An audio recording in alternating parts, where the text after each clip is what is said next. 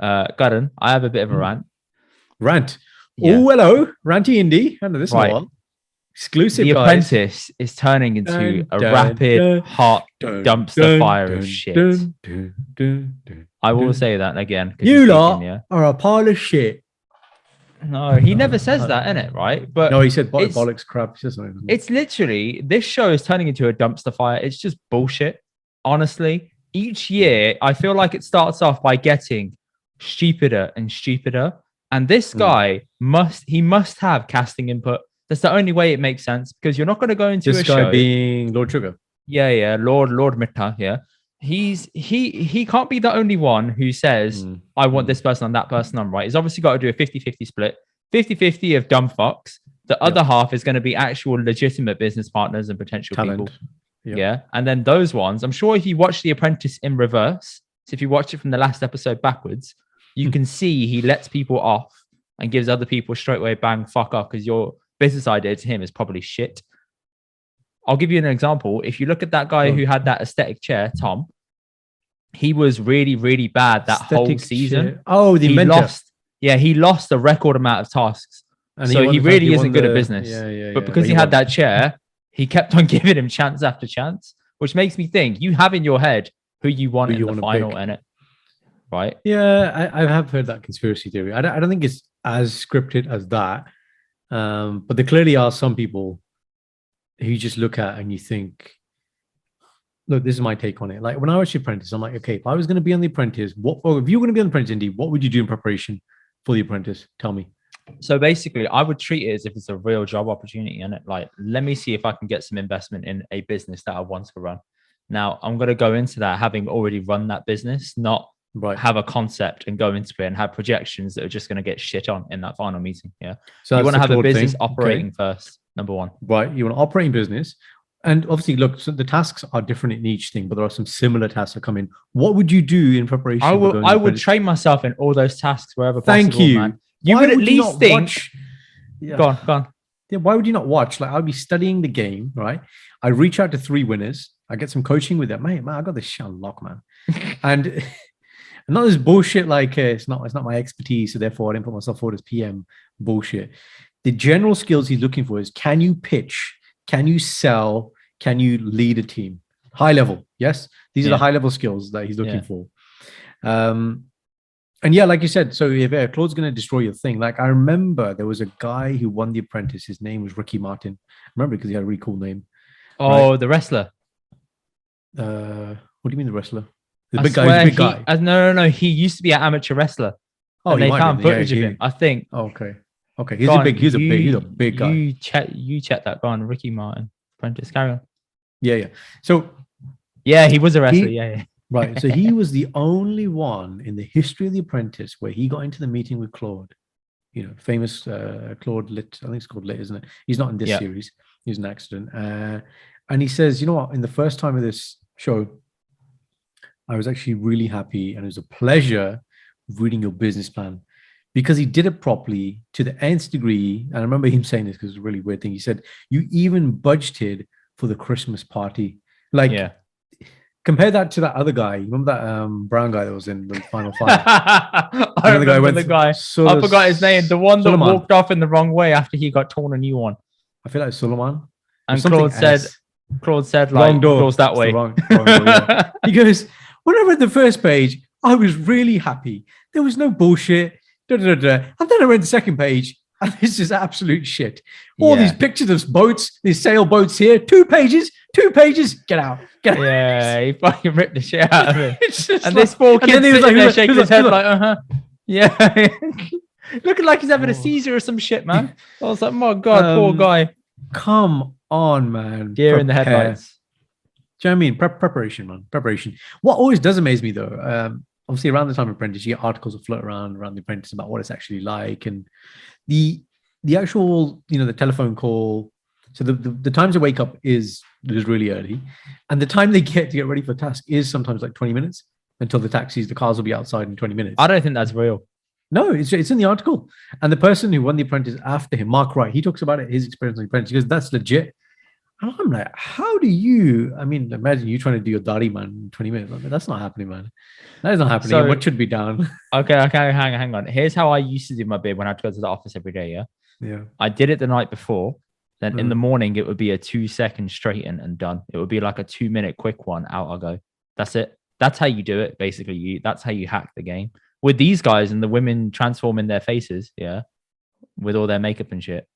I don't believe it.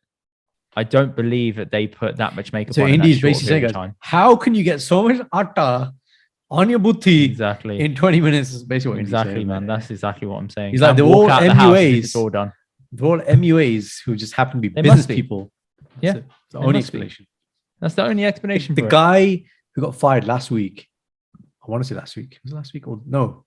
No, it was a goodie from last week. The guy, the 1 week before, the property rental cleaner guy, whatever. I've forgotten his name. Yeah. They were making the fish of the day they catch, whatever. Yeah. I actually thought he was quite strong. I was like, okay, he actually speaks well. Da da da da. And they got fired. And I was like, oh my god, like, who really is left now? Yeah, but also just the way the show runs, right? They always get the most arrogant Desies on every year. Every year without fail, there's one arrogant dickhead. My name's AK-47. I'm like, listen, dickhead. No one calls you AK-47. I'm sorry, man. Shut up. And then you had the complete opposite in. Hi, my name is Naveed, and I run a pharmacy. And yeah, and I'm going to get the beakers, and I'm going to measure the pots. Yeah, tame. No, I did not say that. No, I know, Lord Sugar. I was contributing full on to the tame. task. Then you had the Warsaw guy from the first task. Oh yeah, shit. Man, I was like, where are these dudes coming from, man? Like, you will never forget. Do you remember all those years ago that arrogant guy Saeed who came on? And he said, guys, I have a name for the team. It should be called the A-Team. And he pushed it about 4 or 5 times in the episode, like really trying to get it in there. And everyone's like, listen, geez, it's just not happening for you, innit? Step down and just job for Dormente. Yeah? It's not that bad. But it leaves like a little taste in people's mouths what to expect year on year. You're always going to expect an arrogant brown person. And I'm like, it doesn't help our case at all. They always come off super dickheadish. There was that one guy who went to Dubai. Do you remember? And he said, put your map away. I know everything about there is to know in Dubai. They had to find the items. I know it like the back finding of my hand. items. Yeah, and he completely fucked up the task. Yeah. And he said, no, but the way you spell souk and the way you spell this and when you spell oud. And I was like, bro, give it up, man. Just leave it out. It's not happening for you. Just take your lashes and go in it, man. That's it. Right? Genuinely, it was like that. And when you exhibit that level of arrogance, it never works out for you. It always works out badly in that show. Yeah. See, I think the part of the problem is though that when people are applying, they want all these kind of like. Oh, of course. Yeah. They want people who are personalities. I went to uni with one guy, and he said his brother-in-law went through the process, and they knocked him out, saying, "Yeah, you're a bit too legit for this show. Like you're too much of a business person for this show." And he was like, "Oh, I should have played stupid then, should I?" And then gone on the show, and then maybe I would have got in. And you can see in every cast, every season, there's like a tick box exercise, like one American, one brown, one black. It's mad. She's clever, man. I'm telling you. I didn't make you go for the PM. I just said it, you know. Like, that fucking American girl. I didn't have the skill set, you know. It's not in my particular Bro, expertise. It's ridiculous, man. She knows what she's doing. And it's just it grinds my gears. And I remember in school, this used to be an iconic show. We used to love it, go to school, talk about it, etc. We'd all be super happy and it'd be great.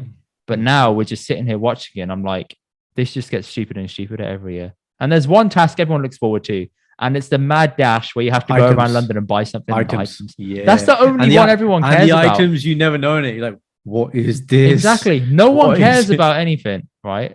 Except for that. Although tomorrow's task, when they do some touristy ones, I always love that one. I love it when people complain in it. They're like, you promised this, this, and this.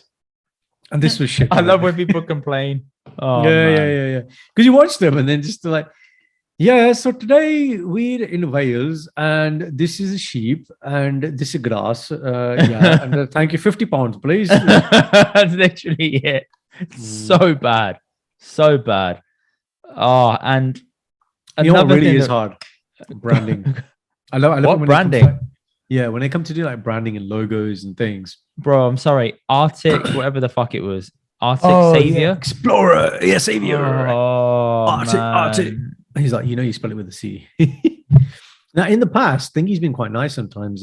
Karen, sometimes she just point things out, but she's like, nope. Yeah, but why don't people just fucking Google what they're writing to sense check it? Yeah, so there must be a ban of some sort placed on that stuff in it to stop you from using like definitely that task about finding items. You only have the yellow pages, but I don't know. Yeah, with some of the other ones, if you're with like other tasks, I'm like, why don't you just simply Google stuff and just look at stats, look at what's out there, and just simply quickly brainstorm off it?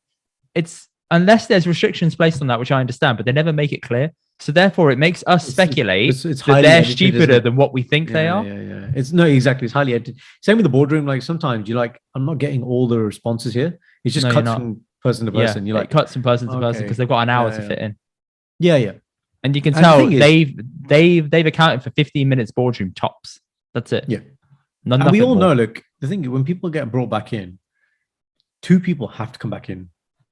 So somebody has to come back in. So it's difficult. It's difficult sometimes. I'm like, if you're the PM and you're not bringing in the team that you're with, and you've not spent any time with the sub team,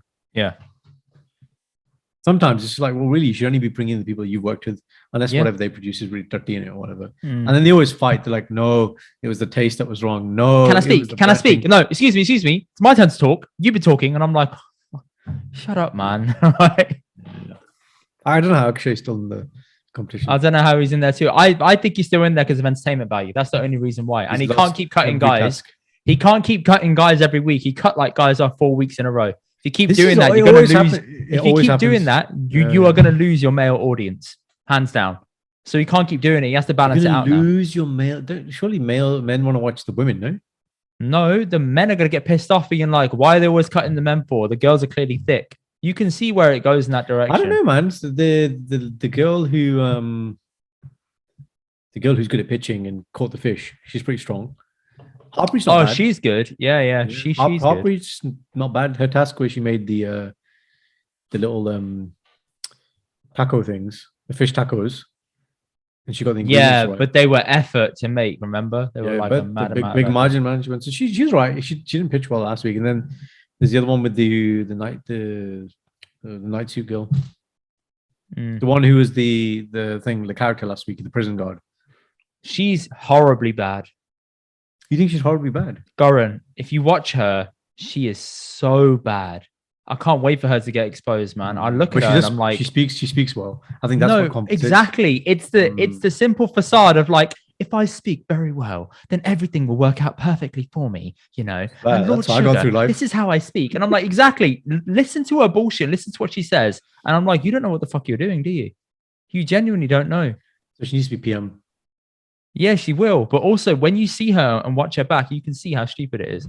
But in summary, right? I'm just going to quickly summarize. The Apprentice. Okay? The Apprentice is just it's mad, isn't it? Okay. And it's just overinflated egos working with each other. And it shows you how not to work in a workplace. That's basically it. When you work in a real workplace, you look at it, you're like, this is not teamwork. This is not how you project manage. None of this is done correctly. It's all a load of shit. And the dumb thing is, Goran, we're the dumb idiots who will keep watching it. Apparently, it hit record numbers ever on the opening episode. It was their biggest opening episode ever to date. I guess because they've had such a big gap. For me, I mean, it's a bit of a tradition now. So when Apprentice season comes around, that's it, man. There's no podcasts happening at that time. Nothing is happening. It's blocked out. We're all sitting there watching it live, innit? What I would like to know is how different the viewing figures are from saying watching it live and then watching it within the first hour afterwards, and then watching it the rest of the week, because everyone talks about it at work the next day. It must go off. It must be one of those very few shows that goes off a cliff.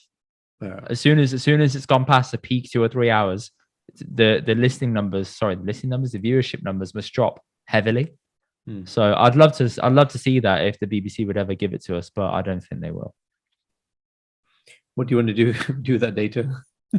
I just like to know, innit? Because if it's so popular in that way, and it shows that watching live TV is still a thing, if it's popular conversation the next day. That's that's a good point, because I think we've talked about this before, but how many things we watch live? Sport, the news, That interview with Oprah, like exclusives, Meghan Markle thing. The Apprentice. Yeah, there's not The Apprentice. much. That's pretty much. There is not much that we.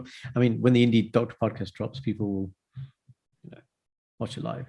Yeah, same day feedback and everything. Then we got to deal it. We're not dealing it. Exactly. Yeah. You ready for Graham Norton? Yeah. That's it. We're gonna go. I don't think I'm PC enough for Graham Norton, man. No. You don't think you're PC enough? Okay, that's fine.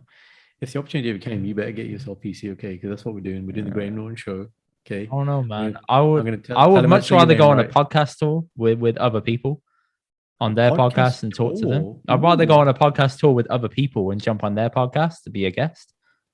I'd rather do that instead because that's more fun. Because all I've got to do is turn up and talk. You guys deal with the editing after and everything.